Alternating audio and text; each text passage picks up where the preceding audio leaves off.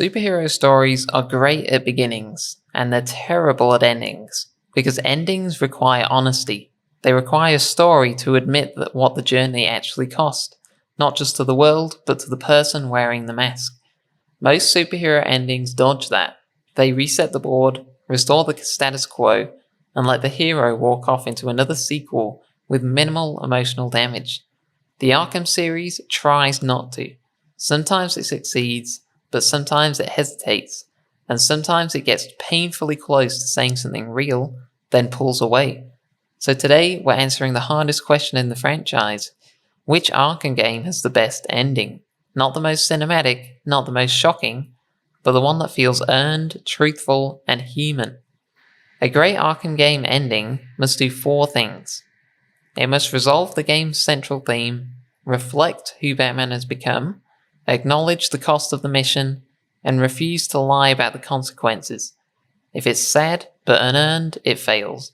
If it preserves Batman at the expense of Bruce Wayne, it fails. Because Arkham at its best isn't about Batman winning, it's about Batman enduring, and endurance always leaves scars. Arkham Asylum. Evil continues, Batman returns. Arkham Asylum ends exactly how it begins. Joker is defeated, Batman survives, and Gotham resets. And for 2009, that worked. Asylum's ending reinforces a simple truth, that this will never end. Joker escapes, and Batman watches. The cycle continues over and over. There's something quietly sad about that final image, of Batman standing alone, knowing he'll be back here again one day. But emotionally, it's held back, it's restrained. Asylum doesn't ask Batman to change, it doesn't ask him to sacrifice anything permanent. It's an ending that understands the loop, but not yet the cost. It's solid, iconic, but still safe.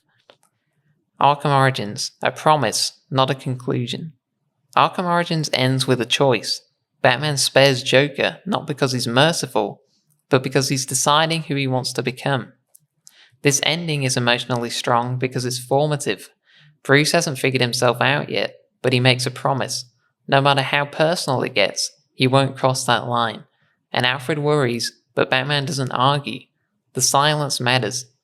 Origins' ending works as a beginning, but that's also its weakness. It doesn't conclude a journey, it starts one, and it's powerful but not final. Arkham City. Let's get this one out of the way. Arkham City's ending is the most famous, and for good reason. Joker dies, Batman tries to save him, but fails, and carries his body out of Arkham City in silence. No victory pose, just exhaustion, and the ending is brilliant because it reframes the entire game. Batman didn't win, he proved something. He proved that his moral code isn't performative, it's real. But here's the uncomfortable truth.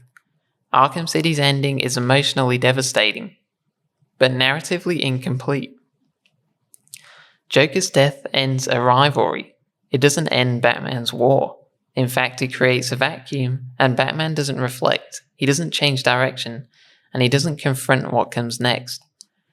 City's ending is a loss, not a resolution, and it hurts, and that's why we love it, but pain alone doesn't equal closure.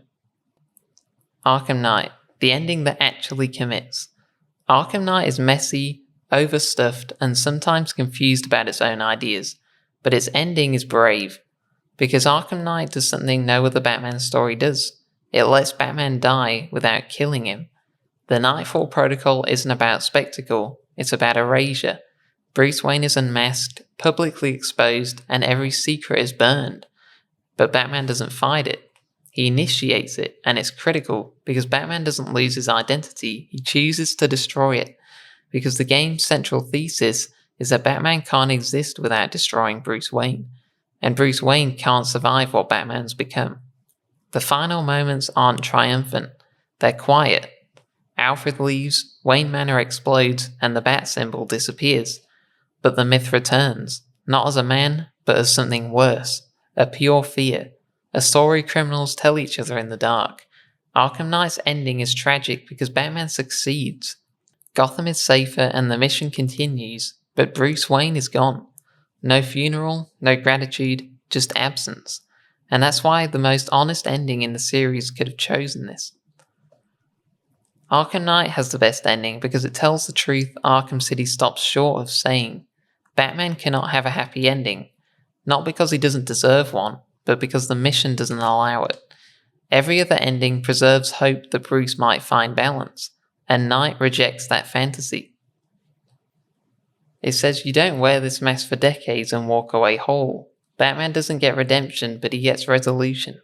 The war continues, but the man who started it does not. And that hurts, but it's honest. The Arkham series isn't perfect, but it understood something most superhero stories refuse to face. That heroism isn't about winning.